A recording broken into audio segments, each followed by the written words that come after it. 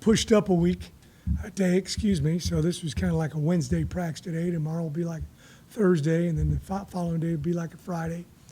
I thought we had good work today. This is our only padded practice of the week.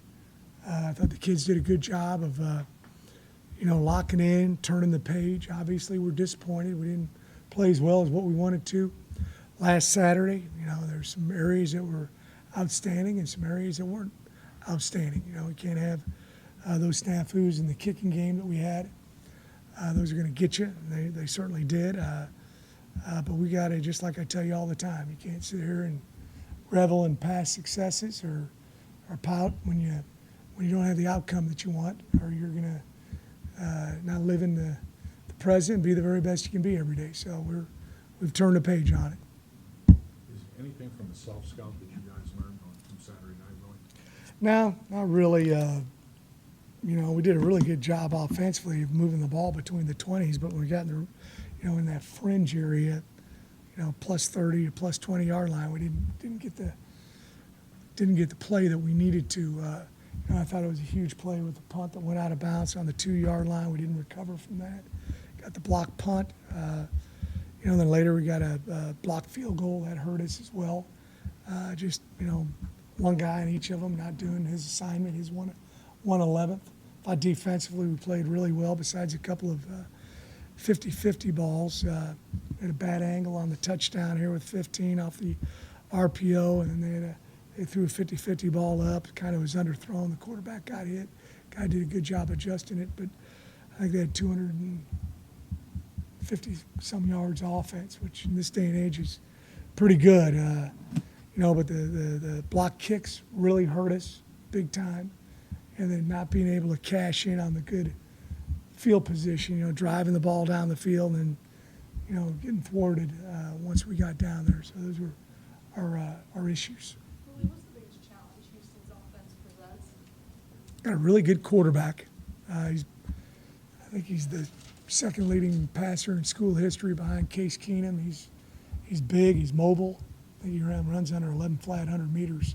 Too, so he's got excellent speed. He can pull the ball down and run it. They got some super receivers. Number one, Tank Dell, I believe, is his name. He's an excellent receiver, and he's also a great punt returner. Outstanding punt returner. And they've got about 3 or 4 other receivers. Some who've transferred in from places, some that have been there for a while. One of the top high school wide receivers in the country, who's doing a really nice job. So, they're very talented on the offensive side of the ball. Good backs, big line. They've been running this offense. Coach Holgerson's been running it forever, and they've been running it, with tune for 3 years. So they understand it. That stadium hasn't been a good place for you in recent years. How much would you like to go there? Well, you want to win every place you go. So we'd love to win there. It'd be big. Coach, you talk about the small margin for error. When you have a night like that on special teams, it's hard to overcome that, right? Yeah, it really is. You can overcome it if our offense scores on those opportunities when they didn't, but we did. Combination of the two made it tough for us to be able to win. But it was all three sides of the ball. And we got to understand that, and we got to regroup and go. And I think we had. We jumped right back into it on Sunday night because of the short week, and that's what you got to do. Any loss like this maybe eat at you a little bit more than any other? Or? Oh, they all eat at me. So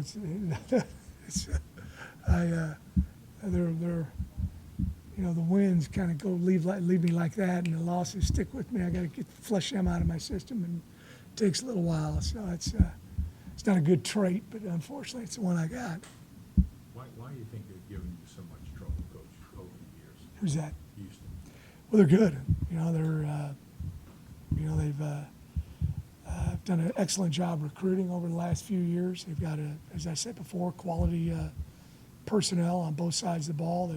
They really have, last year they were one of the top 2 or 3 defenses in the nation, number 1 in the nation, third down defense, doing an excellent job of rushing the passer.